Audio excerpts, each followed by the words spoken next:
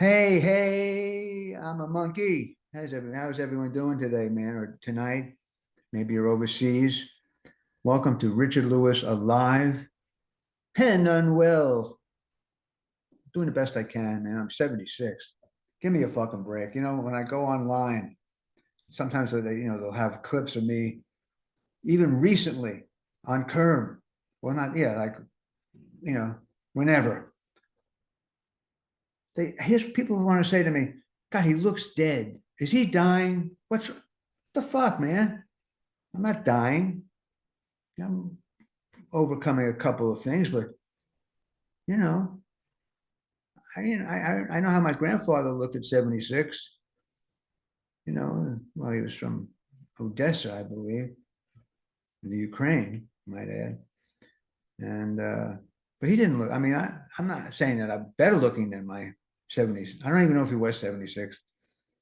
I was so young when the grandparents were alive. But that's a whole other subject. Beverly D'Angelo is my guest today. I forget where we met, but she's on this show because I find her to be explosively brilliant. Her IQ must be, it just buries me, and I'm very intimidated by it. She's so talented. She's done everything. She really has. And she has all sorts of stuff that'll be happening, I know. And I know for a fact. But I mean, she's theater and uh, acting, dozens, 40, 50, or 60 films, nominations, awards. She's done Patsy Cline. She nailed that. Oh my God. She played Patsy Cline in the film. She was something. And I saw her, at nightclubs. She's just an extraordinary woman. And she has two grown kids that I don't know how old they are now. They're from Pacino, and they're great kids. And she's a great friend. And I haven't spoken to her or seen her since the last 5 years. I've sort of been out of commission, man. So I'm going to admit her now and see what happens. I'm a little rusty today, but it might work out. We'll see. There she is. Look at that. Unbelievable. It never works. It's my wife's fault. Joyce, I just see a placard. Is it called placard or placard? Oh, she's connecting to audio. Yeah. Oh, cool. All right, I'm not blaming you. I love you. I hear it. I can't. Okay, Joyce. It's Oh Beverly my here. God. Boy, do I. Oh, wait, I got to show you this. Hold on. Oh my God. Where'd you get that? From you. Oh man. It says it was from when you did the Largo. Cafe Largo. Oh yeah, you were there that night. We have a great picture together that night. It was, yeah, I have that picture too, but this one I framed because you signed it because I'm such a little fan. I sat right in front of what's his name, Adam Sandler that night. You were on fire. So great. I mean, I'm telling you, where you have gone with your thing, where you have gone, I'm talking about going all the way back to the advertising days with the stand up and all that. You really have superseded it, I Oh, you mean, mean as a copywriter? I was a copywriter, but I but also was, going to New York every night, doing 2 or 3 shows in the. But first of all, can I just say hello? Can I just say hello, beautiful? Can I uh, say beautiful? wait, we're supposed to be looking somewhere, so it looks like we're looking in each other's eyes. You're It's looking impossible. down. Joyce says, my wife's the producer Wait, of this. now I see you. What are you looking at? I'm looking at the camera, but then I don't see you, man. I can't talk to you like this. I'm looking at my office. Okay, does it look like I'm looking at you? You look like a dental hygienist, the most beautiful dental hygienist I ever would have had. You came very, you look great. I started to do an intro, which sucked because, I forget where we met. I know how it is, and I'll Oh, tell good. you, but Yeah, okay. you know what your fallback should always be, needs no introduction. Now you fucking tell me. Yeah. You're And right. yeah. I'll tell you exactly. Well, no, I won't tell you exactly, but because we had to have met before I threw those rocks on your house. Yeah, yeah. I'm gonna have to share that story. Yeah. But It was so irresponsible of me. I really shouldn't have. I should have thought I can't throw rocks on Richard Lewis's house. well, here's the problem. Yeah, you weren't aware of.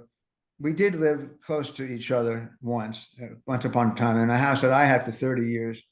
It was built in 26 or 27 when the chateau was built and Sunset Tower and all those great buildings. And I had so many problems with this house, leaks everywhere. It was more of a nightmare than anything else, even though I loved the history of it.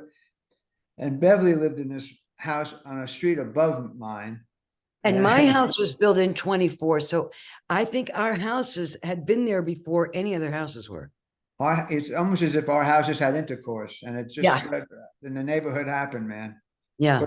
But it was a very beautiful house, as I recall. But what happened? But that don't, I mean, it was like a money pit. There's always something wrong. It was built in 1924. It had like Oh, you this, had a money pit. Oh, you're talking about your I house. had, yeah, my house was a money pit. Was your house a money Oh pit? my God, yeah. Yeah. Yeah. Leaks. It was a nightmare. What kind of heating system did you have? Well, I should have looked at it. Was there was an autograph by who was the Al Abraham Jolson? Lincoln? Oh, No, no, no. Who Al lived there? No, Jolson. who lived there? Who was in Green Acres for openers? Eddie Albert. Yeah, he Yeah, lived Eddie there. Al. Yeah, well, a lot of directors, but so dig this, everyone. So I wasn't answering my phone, and Beverly is, and I don't know how to say this. You're such a magnificent actress, but you had a moment, I think, as an actress that you're not, an actress saying, "Where's my tea and coffee? It's not here in the dressing room." And then she's not that way. I've never I'm worked with her, but here's what happened. She walks outside of her house, picks up three boulders. How she fucking lifted these not boulders? boulders. They're rocks, though. But she heaved them at least 60 yards on the fly. Well, And I was up here and you were down here. So all but I you hit did, the I roof. just had to project a little. I know, but it was still a tremendous feat, like by a bionic woman, and it made a few dents. And I was just afraid of having more leaks, and but it didn't happen. I threw rocks on his house. Yeah, but dig this though, Bev. I called you and I said, "What did you fucking do?" She says, "Well, you weren't picking up your phone." That was that was one of the funniest things I'd ever heard. I mean, I just dropped to the floor. I went, "She's so fucking funny." She's so. I was, I I was telling briefly the fans of this thing that I haven't seen people in about 4 or 5 years. You look And great. You look absolutely great. I mean, when I talked to you on the phone, I thought, oh my God, he's going to be like lying with IVs in it, a shell of a man. can You look I? great. Well, Beverly, I was just telling the people, I don't know if I said it or not, but when I go online, I mean, I'm 76. I've been through some shit the last couple of years and I'm battling some stuff, but I'm doing okay. And people say when they look at a picture, they say, why does he look dead? Why does he look like, I mean, they just cream me. But Well, I what do guess you're you going to get, I don't know who the fuck they are, but I mean, You don't look dead. I don't think I look dead. I mean, I'm maybe too thin, but what the fuck? I feel great. I feel great. But You don't look too thin. You look beautiful.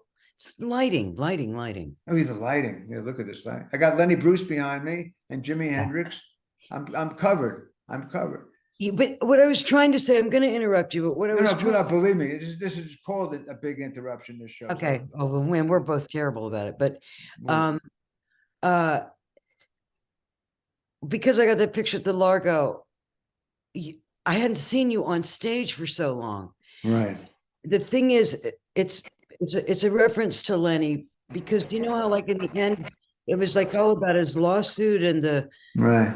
thing, you took the, like, inside of your brain. I can't even analyze it, but what you were doing on stage was, I would never qualify it as a stand-up. It was like this experiential thing. And I realized he's gone so far beyond that. it's theater. You know, Hey, you reach the level of theater, you know, wow, art, people are art, gonna, art. people who've seen me, I retired a couple of years ago, about 4 years ago, after 50 years. I had enough, but that's very sweet of you. So I sort of understand what you're saying. It It's became true. every night. I never knew what I was going to do. We'll talk about what's going on in your head lately about working in theater, in your own theater. But I reached a point where I was free associating for about an hour and a half towards the last couple of years, and it was really exhilarating. Yeah.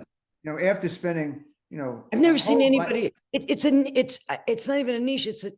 It's territory. It's a theatrical artistic territory that you created. You want to know something, Beverly? That's very kind of you, and I accept it. Even though some people will say, "Oh, he called his friends and they It's boosted not up true. his ass." I don't really like you that much. I knew that. That's why this is good an acting exercise.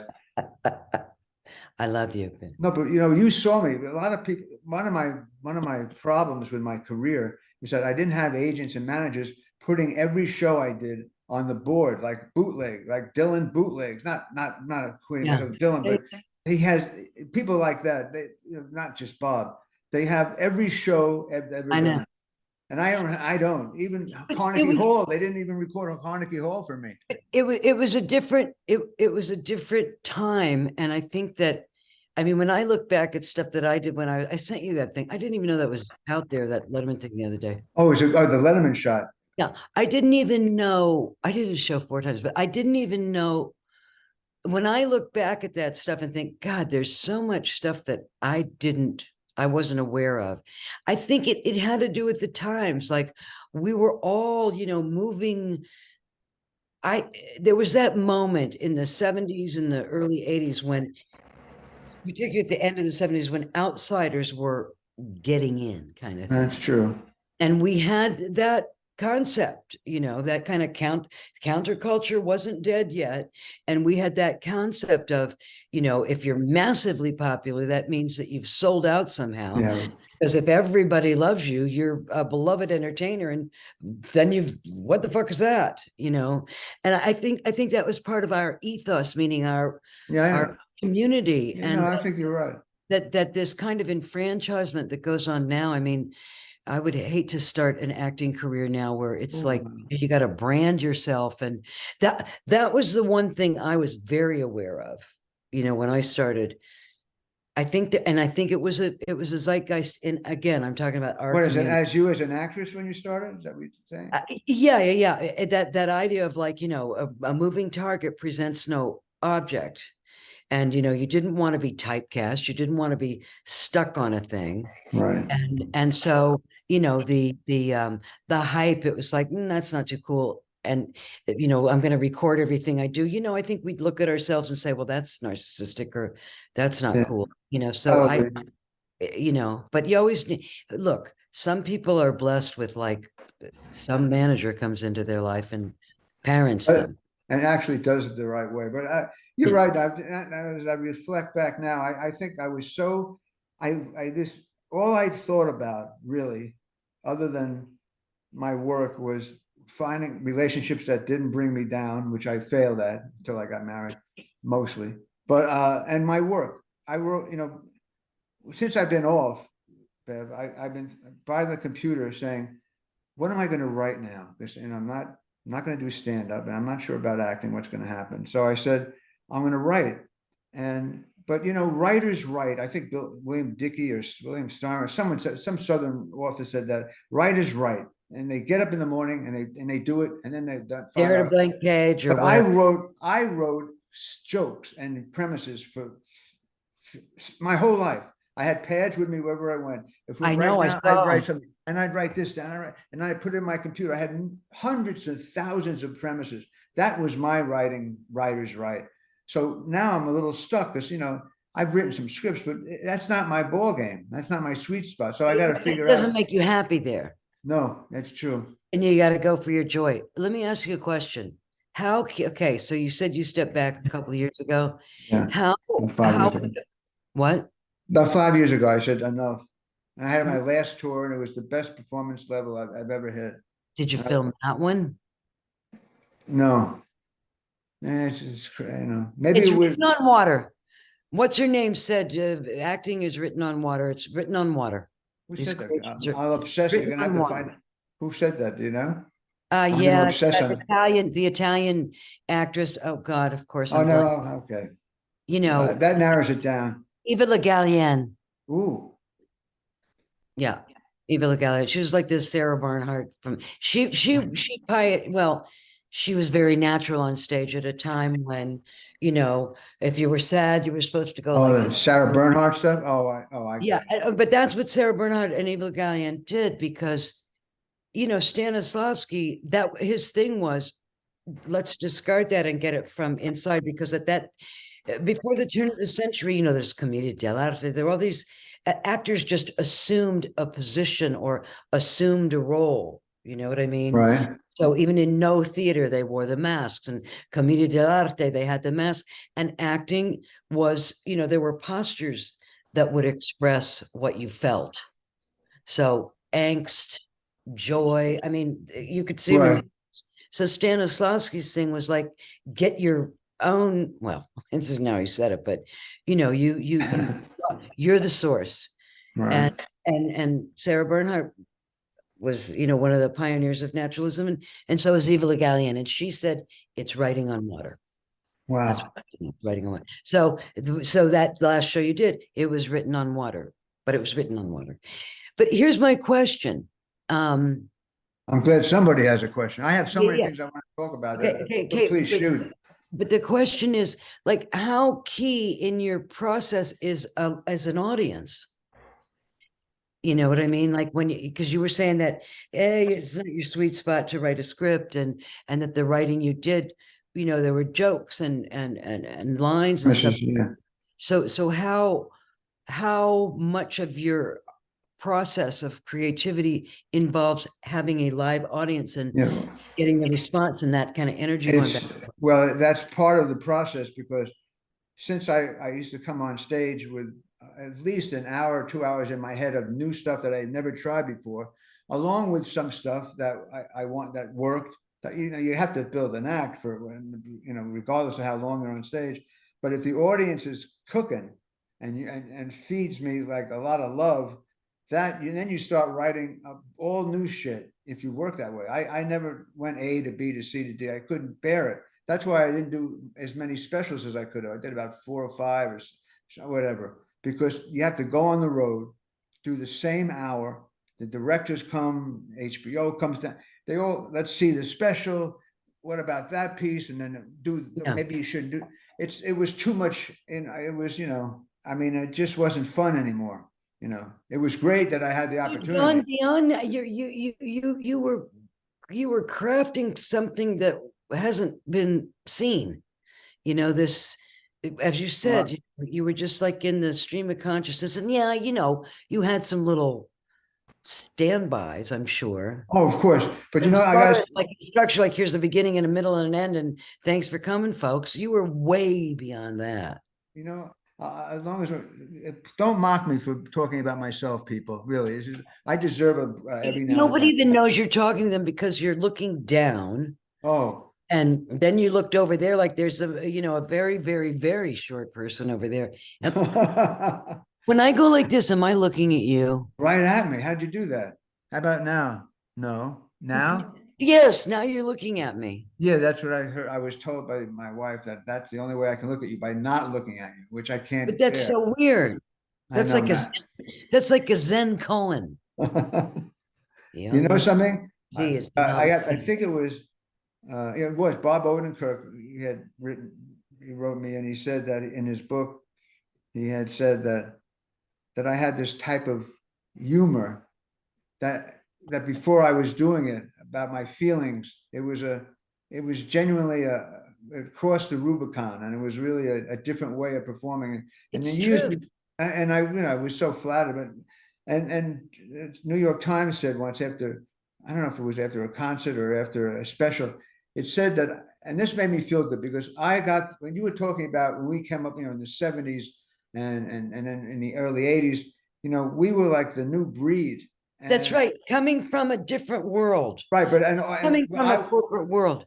exactly, but I was really blessed that I was about, I know this for a fact now, I was about 22 or 25 years younger than the big comedians. Because, like when if I'm 60, if I'm 60, they would be 82. That's the deal. So, and they somehow I connected with all the old comedians and they Who, dug my ass. And this New York Times guy said, after seeing a special, I think it was, I'm exhausted, he said that I was a connecting link from the old comics to the new wave. 100%. And that was one of the greatest things Absolutely I've ever true. heard. And I'm boasting, but No, what no, the no. fuck? It's not boasting. 76. It's I don't true. boast now. Yeah. Okay. Now I feel like does this look like I'm looking down at short people? It looks like, yeah. I don't How is know. this? What am I looking? No, this is bad. Wait, okay. Richard, no. Oh, now I feel like the new hairstylist in Beverly Hills. Oh, thanks for coming in. Oh, I'm Beverly, we love you speaking so from much. my heart. Oh, This is very intimate. Beverly, you look so. Let me just put your hair up a little. Oh, Yeah. Now I lost oh. my train of Yeah, thought. I've lost my train of Oh, thought a long time ago. yeah. Bob Odenkirk, you brought him up. Okay, now You know, look. he reflected on in his writing about the nature of my essence of my work, what I was trying to do on stage, and that was Nuisance. cool. About my It's new feelings. territory. Did you ever hear that theory that, well, okay, we're past the world of newspapers, but there was Yeah, a really. theory at one point when, everything was based on when communication or information was based on print. Right. And the theory was that our culture has a certain amount of um, capacity for column inches. That's the reference, right? Right. Like there are X amount of column inches that the public can respond to Why? Because they about just have. Why? They just don't have business. the attention span to read any more than. Well, no, That what you it's go? capacity. So I've got to walk you through this. So Yeah, I think everybody is okay, walking through this. yeah. So anyway, but the idea is that the culture has X amount of capacity. Again, I'm going back to column inches, but X amount of capacity for an artist that occupies a certain space. Gotcha. So, like Lenny Bruce goes, Richard Lewis goes in, or or Michael Jackson leaves, and that SZA, pops in, right? That the capacity and the space remains the same, but different people occupy it. Like there's Marlon Brando, and then there's Al, or but it's the same space. But Well, the point I'm trying to make is I that you rented a small created your own room. space. You Yeah, created your own yeah, I space. did. Yeah. Yeah. I, but that's me in one my whole life. You have Didn't to mean to waste your time with the column inches there. I No, know it was people exciting. things to do. We all were waiting for the end of that film, I and kn- yeah. but I totally get. First of all, I was Maybe I embarrassed should have because cried. Wait, okay, go ahead.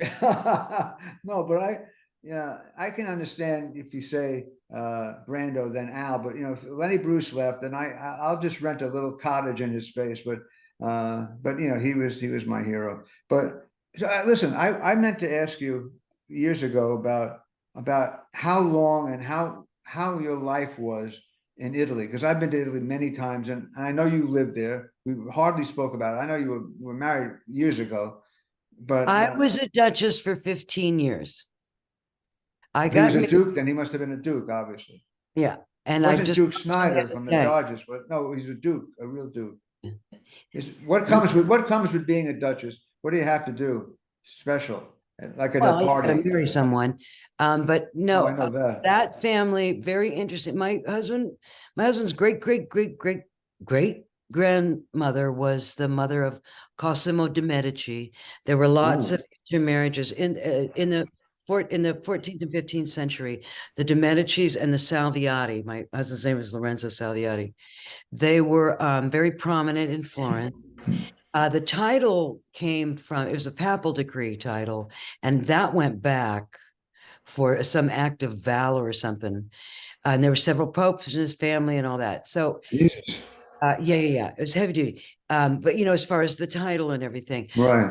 what happened was, I'll try to condense this. No, don't. This is who talks to duchesses. I want to know what responsibilities come with being a duchess. Anything? Did it weigh heavy on you? Well, they kicked the king out of Italy in 1942, so it's not like you have public duties or anything like that. It was titular, not. But my in-laws lived, in another century. My father-in-law was dressed, he was bathed, but there were I Wow. was at the villa, and the villa was is this beautiful Villa Salviati in Mierino. But so here's what happened. Oh God, I'll make it really short. Let No, me no, ask. it's just fantastic. It was just Okay, fascinating. responsibilities, when it really comes Oh, down to fuck it, that. is you step into a lineage and you produce the heirs so that everything continues. My mother-in-law used to make, oh, we have not bought any furniture for 3 generations. And there was like, I remember, well, okay. How did I meet him? I went to the Cannes Film Festival. The Hair was opening the Cannes Film Festival. That's right, Harry. Yeah, and so I go there, and it was opening it. So, when you open a film, you're not subjected to any of the judgment, is it good, is bad. You just get all the, oh, here's some clothes. Oh, come and have dinner. Over here, Beverly. Over here, Beverly. That's right. That's right. Here's a yacht, right? So this one night we took a yacht to Saint-Tropez to have dinner or something. And of course, paparazzi everywhere. But then a woman came in, and everybody looked at her because of who she was and all these Principessa Claudia Ruspoli, Princessa, Principessa Claudia Ruspoli, and Milos knew everybody, so he like beckons her over to the table. She sits right beside me, and Milos, she was like, remember Steve Martin and what's his name did the Wild and Crazy Guys? That's Yeah, I forget the actor, but yeah, but anyway, Milos was an inspiration for that. He was from Czechoslovakia, and he was oh, just wild and far great. out. Anyway, he That's knew everybody, charming, brilliant, genius. But anyway, so he calls her over, she sits down, a glass of wine is poured, and then Milos starts singing, and he goes, Claudia Ruspoli,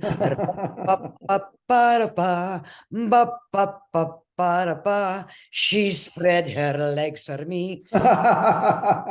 So Claudia, Wow. I'm like this. Claudia picks up her glass of wine, throws it right, because Milos was here, throws it right in his face.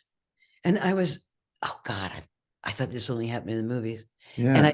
And I said, Claudia, will you please be my best friend for the rest of your life? Forever. And Yeah. yeah. So anyway, talk. Dinner's over, and she said, "Oh, when you're in Los Angeles, you must call on my cousin Lorenzo. He's an economics student at USC." I went, "Oh yeah, thanks, great, right?" Yeah. And Bye. forgot about it for a year. A year later, I'm at a party for a friend at the Roosevelt when it was a dump, and it was one of those parties like, Oliver Stone was crawling on his hands and knees. Cut that out. A man was crawling on his hands and knees, and all over themselves, and it's 3 bedrooms, and it's full of crashers like, oh, what's your name?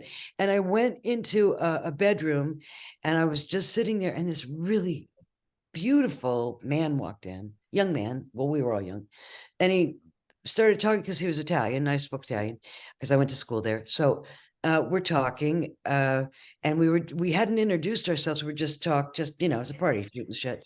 And the host came to the door, and he said, "All right, listen, I'm going to do my cake now. There are too many crashers here. I want everybody who wasn't invited to get out of here. Beverly, you go in the living room because we're going to do the cake." And I was, "Do you want to come to my house?" It was Lorenzo. There was destiny involved. It was the cousin that Claudia had talked about in San Wow, Tropez. that's far out, man. That's Yep. So we eloped 7 months later. My parents were cool about it. My parents had eloped too, and they liked Lorenzo, but I'd never met his parents. I didn't know what awaited me in Italy. Well, it's a far cry from Ohio, from Yeah, Columbus. I had no idea. And even though, I even hadn't had any big films come out. There'd been Coal Miner's Daughter and there'd been Right. Hair, but it wasn't like I was living like the great life of a movie star. You know what I mean? I know. How much did you know about his family before you eloped? Did you know the whole rundown? Well, they didn't have the internet. So and I knew Claudia and I knew what he told me and everything like that. But we were just living our lives. Right. I saw some pictures, but pictures like that. Anyway, and his parents freaked out. There had Oh, not been, yeah. there had not been a non-noble marriage in that family ever. And so we got to immediately fly to New York. I kept saying, what do I wear? What do I wear? What do I do? Just be yourself, Beverly. Just be yourself. So we get to New York. It was cold. I didn't have a decent coat. I called up a friend of mine at Glamazon, a model, this woman Jane, and I said, I got to meet my in-laws. I'm freaking out. And she said, well, what do you have with you? And I said, just jeans and like a little cashmere sweater. She said, that's very chic if you throw a mink over it. And I said, well, I don't. This was pre-PETA. I said, I don't have a mink. Get over here. We're in the cab. It was a run up to the apartment. She throws a full length black gamma over my arm. Get back in the thing. Go to the oak room. We go to the table. There's, his mother and his father. And his mother put his hand out and said, put her hand out and she said, Lorenzo tells us you're an entertainer. You know, like like I had a dog actor, I was from a circus. Terrible. And actually, my mother had joined the circus after she graduated from Smith College cum laude. I was going to ask if any of your parents were in the circus, but that it My seems like mother had a full 4-year violin scholarship to Smith College, right. graduated summa cum laude, and then she joined the circus, Ringling Brothers. Was it she always wanted to be a human punchline, or why did she always? No, well, here's the thing. Do you want me to tell you her screw story? Yes, we all want to All know about. right. Okay. Here's the deal. So, wait a minute. We have Ohio State. Anyway, I did not know what was awaiting me. To answer your question, the villa was enormous.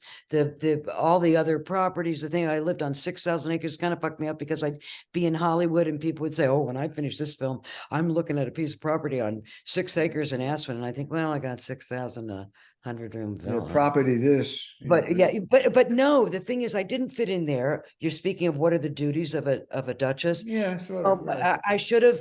My responsibility was to step into a long line of lineage and produce heirs, and you know, do charity and coordinate social events. And that's not you. No, and so I wasn't fitting in there. I wasn't fitting in Hollywood because I knew they'd never get me. Period. But it was Lorenzo who said to do vacation because I wasn't going to. Oh, He really? No shit.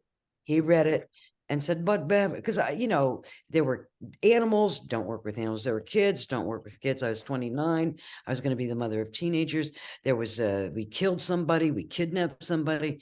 And I just thought, oh, it's National Lampoon. It's a Delta House. Like, I got some cred here. I mean, I did Coal Miner's Daughter. I got nominated for shit.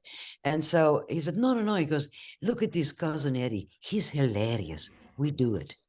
So anyway, Wow. he I was love that we I do it. talk to him every day. We could call him now. But okay, my mom, you're gonna love this. I'll make it short. No, don't. I But want to know it's our why she what but prompted her to do the it's circus. our tie-in, Richard, Okay. because I'm from Columbus and you went to school at OSU. Right, Ohio State. The Ohio State. Right. So although my father, Eugene Constantino D'Angelo, his family come over on a cattle boat. And he hit the road at age 16 as a bass player with Tony Pastor, with Rosemary Clooney and her sister Betty as the lead singers. He'd taken off when he was 16. My mother's family, I call her the bipolar opposite of my dad. My mother's family, my mother's family came over on the Mayflower down through the generations, the first governor of Rhode Island here, a Civil War lieutenant there, down to her father, my grandfather, Howard Dwight Smith, Buckeye, but went to New York and worked with the esteemed John Russell Pope firm. They did the Jefferson He Memorial. did the Ohio State College, the He football. came back to do the Horseshoe Stadium. He was a very staunch, stoic guy. How do you know they came on over on the Mayflower? What, my mother's family? Like, you just take How that? do I know that?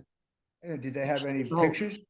she did a family tree. Yeah, I do have that. Wow, because I all I did in the Mayflower, I did a lot of cocaine at the Hotel Mayflower. See, that's why I wanted to hear about your side of things. It's so Yeah. interesting to versus anybody on the planet. You have and you had an astonishing life.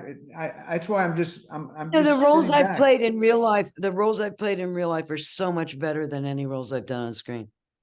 So I'll tell you about the Yeah, circus. I'm real you short. should go. No, Gonna do. please bring it on. Okay, so anyway, so what happened Oh, the was circus. Your mother in the circus. I'm getting to the circus. Okay.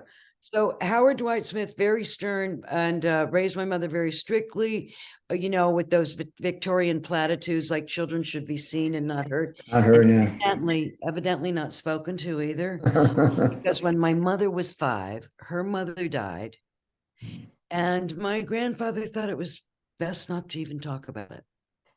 And so no explanation was given when a stepmother and 2 stepsisters arrived. None. And if they, if she had it like, where's mommy? It'd be play the violin, because he also believed that, idle hands were the devil's playground. Yeah, She really. had a little violin and she got really good, really good. Like, where's mommy? Practice the arpeggios. She got a 4-year scholarship, violin scholarship to Smith. Still didn't know where her mother was. Graduated summa cum laude, joined Ringling Brothers. Okay. Now, the step aunt. I had a step aunt, Sybil, was one of the stepsisters, who had been a dancer, but after one season as a rockette at Radio City Music Hall, she decided to become a psychiatrist. So she had the cred, so to speak, to convince my grandfather that my mother, Priscilla Ruth Smith, that my mother's decision to take her degree and become a barker for Freddie the Frog Boy, that called for immediate psychoanalysis. So Well, she called back to Columbus, and we called her Aunt Dr. Sybil. And Aunt Dr. Sybil advocated the cutting edge therapy of the day, shock treatment. yeah. So my mother had 6 of them. Well, Seems like came back to her senses, went back to the Smith family residence. Nobody said anything at all about where she'd been. Oh, we should get dressed for dinner or something. So the next day she went to the swimming pool, and that's where she met my dad. Because my dad was about 19. He'd been on the road for a while, not just with Tony Pastor, but Louis, a whole bunch of people. It was the tail end of the big band era, 49. right. And, he was in Columbus, and he said to his buddies, hey, you know where all the beautiful heiresses live or hang out? At the Upper Arlington swimming pool.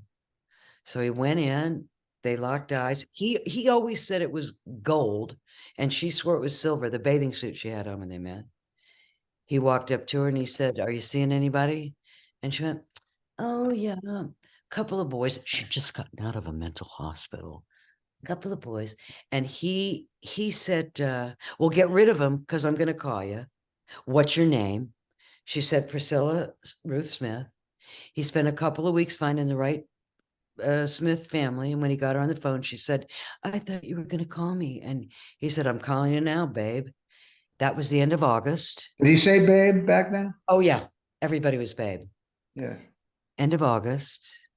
They eloped mid-December, and Jeez. she got disowned.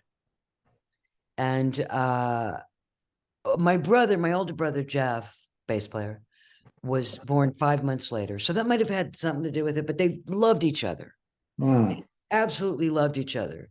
So when I meet my mother-in-law and she says, you're an entertainer, like I was from a circus family, I thought, well, yeah, Matter of fact. yeah, matter of fact. But that it was a beautiful villa. It was a beautiful life. And I'll Yes. tell you something, physically, I never was more beautiful, because my husband, all we did was just relax. Oh. And If it but it took tore this me question, apart. if It it take tore this, go on. Well, no, what happened was after about 4 years, like if you go online and look up like the heirs of Europe, and they have all the families, you can see my name and it says married 81, separated 84, divorced 96, because we didn't mean to, but we did kind of have an open marriage, because what happened was which is cool with us. But what happened was, so I'm living this life. I don't really fit in there. I don't want to really, but, and then there's Hollywood and, you know, after Vacation, it was comedy all the way. And I didn't, it was so big, that thing, because I backed into acting by singing and was on a Broadway show and then ended up, it was the movie doors that opened. Right. Didn't really pursue it. And so I never felt like I belonged in the Hollywood pantheon. And of course, nobody does, but I certainly didn't. And I had, big time agents and publicists and all that kind of stuff. I never really was with it. So I was kind of like in the middle. But in Italy, in my life in Italy, I started to get hungry. I didn't have a voice. My creativity, I thought, oh my, I'm that, if you put me in the room with like a xylophone and lock me up, it's really just a matter of time before I'll figure out how to play that xylophone. It's defeated me and it's created a life for me all my life. I can Right. get so far pretzeling, and then I've got to do something. I got to do this. Well, Beverly, two quick things. One quick, and then one to sort of fade out into something that's very important to you and to me hearing it. To hear this story about Italy, just to get to Freddie the Frog Boy, to hear that phrase will be worth it for everyone who watches. Freddie the Frog Boy. But I know, listen, I've told Come on. Freddie I the Frog put Boy. my leg behind my head. Yeah. With you're singing and you're acting and you're so intense and yet you're so hilarious. You're the whole package, baby. And you know that. And you're just, even though, and you throw rocks on people, on neighbors' roofs. It was terrible. I know, but I'm letting it go because you're honoring us with your presence here. But I want to know right now, whatever you want to reveal about your work in progress, one woman Oh show. God. Okay. Work in progress. Am I spilling the beans because you advertised that you were starting it, so I figured you Yeah, I can know. talk And I'm about not it. allowed to talk about movies. I did a bunch of movies. No, not movies. No, I know that. We're on Oh strike. no. So I wanted to, before COVID, I didn't have an agent. I'd gotten to the point where I didn't have an agent. You know what my life is like. I was devoted to my kids for almost, very long time. I mean, I worked sporadically, but got them pretty well launched and just all of a sudden started working. So, but before that happened, I thought, you know what? Where's the xylophone? Got to do something. And my voice is not good. So I was mounting a kind of theatrical piece where like I would pierce the fourth wall occasionally, but a series of embodied memoirs with visuals behind it that were contextual or archival, as a theater piece. But then COVID hit hard, and so I couldn't book it anywhere. So that put on hold. Then my You were daughter ready. Sorry, you were ready to book a show. Was that complete at that point? No, I was ready to like take it out in a certain form to certain theaters that had videos and stuff, but just I small, dig. 500 people. Okay. To get it all the glitches out and stuff. But then COVID hits, 3 theaters were closed, and then my daughter had some surgery that I had marked on my calendar since she was 10, get that done. And then all of a sudden, seriously, I did a pilot for a series. That series got picked up. I did 5 movies. 4 of them are coming out this coming year.